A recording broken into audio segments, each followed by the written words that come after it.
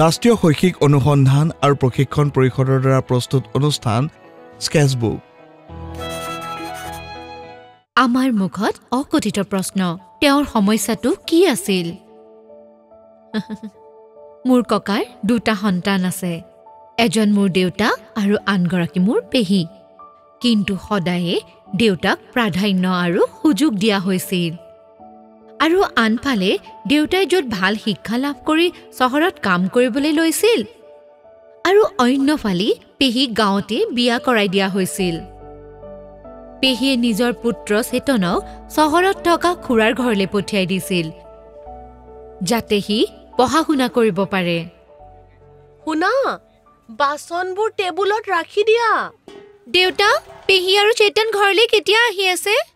Bus আহিব এতিয়া। শুন, যেতিয়াৰ পৰা সি খুৰীয়েকৰ লগত থাকিবলৈ গৈছে, ঈদৰ চন্দ্ৰ হৈ গৈছে।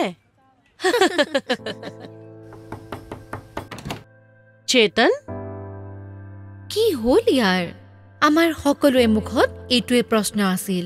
পেহীয়ে ক'লে যে যেতিয়াৰ পৰা সি চহৰলৈ গৈ খুৰীৰ লগত থাকিব ল'লে, তেতিয়াৰ পৰা তাৰ পঢ়াত একেবাৰেই মন নোহোৱা হ'ল। স্কুলতো কাৰোৰ লগত সি কথা নাপাতে। সুধিলে পেহীকো একো নকয় সি। নাজানো ইয়াৰ কি হৈ গৈছে। গোটেই দিনটো সি এনেকৈয়ে নিজৰ স্কেচবুকত চিত্ৰ বনাই থাকে, কিন্তু এনেধৰণৰ আচৰণ সঠিক নহয়। বাছ গোটেই দিনটো সি এনেকৈয়ে মনে মনে বহি থাকে। গংগাপুৰৰ পৰাতো আহিলে, কিন্তু উভতি যাবলৈ অস্বীকাৰ কৰি আছে। এইবাৰতো তাৰ হাতত কিছুমান জ্বলা পোৰাৰ দাগো দেখিছো। নহয়, মই একো ঘূৰি নাযাওঁ। তেন্তে পেহী, তুমি তাক কিয় ডক্টৰৰ ওচৰলৈ লৈ যোৱা নাই?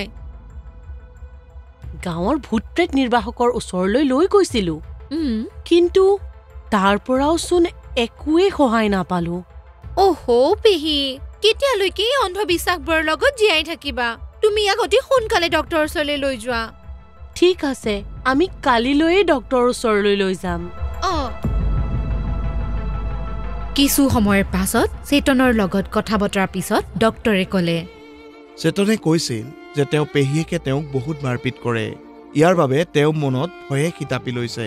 তোমালোকে তাক এজন ভাল মনোৰোগ বিশেষজ্ঞৰ ওচৰলৈ লৈ যোৱা। চিকিৎসাৰ লগতে ইয়াৰ বাবে মানসিক চিকিৎসাৰো বহুত প্ৰয়োজন আছে। আপোনালোকে ইয়াৰ পৰিৱৰ্তিত স্বৰূপটো বুজি পাব লাগিছিল। সৰুৰে পৰাই তেওঁৰ লগত এইবোৰ হৈ থাকিল, আৰু তেওঁ ইয়াক সহ্য কৰি থাকিল। এই সময়ত ইয়াক মৰমৰ প্ৰয়োজন। 3-4 মাহৰ পাছত চেতনৰ অৱস্থা ভাল হ'বলৈ ধৰিলে। তাৰ মুখৰ ভয় লাহে লাহে কম হ'বলৈ ধৰিলে। আৰু এতিয়া পেহীয়ে সিদ্ধান্ত ল'লে যে তাক পুনৰ খুৰীয়েকৰ ঘৰলৈ নপঠিয়ায়, আৰু গাঁৱৰ স্কুলতে নাম ভৰ্তি কৰিব। কিছু সপ্তাহৰ পাছতেই চেতন আমাক লগ কৰিবলৈ আকৌ আহিলে। মই তোমাৰ স্কেচবুক দেখিলো বাইদেউ, মইও তেনেকুৱা ছবি আঁকিম।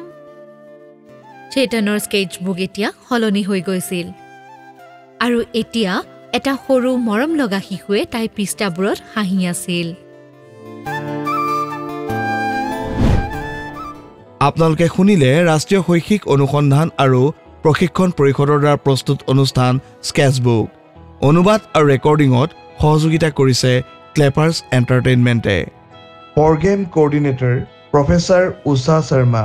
Academic support Yachna Gupta.